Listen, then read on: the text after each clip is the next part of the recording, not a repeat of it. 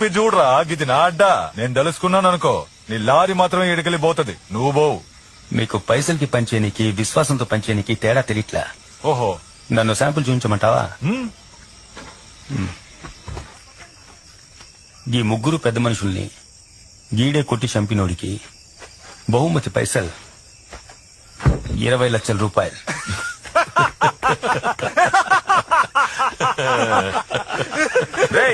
యాడికొచ్చి ఏం మాట్లాడుతున్నావు?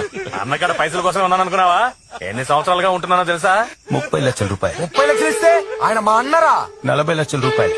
అన్నా ఏంటన్నా ఆడు మాట్లాడుతుంటే ఊరుకున్నావేంటన్నా? నువ్వు ఓని ఒక్క మాట చెప్పు. 50 లక్షల రూపాయలు. ఏంట్రా పెంచుకుంటూ పోతున్నావు? 60 లక్షల రూపాయలు. పొడితే రాగాడిని. నువ్వు జరుండే అన్నేదో చెప్తున్నాడుగా. 80 లక్షల రూపాయలు. 80 లక్షలా? రే జరగరా. 20 లక్షలు సమంగా పరుచుకుని వీళ్ళ సంగతి ఏంటో మేము చూసుకుంటామన్నా.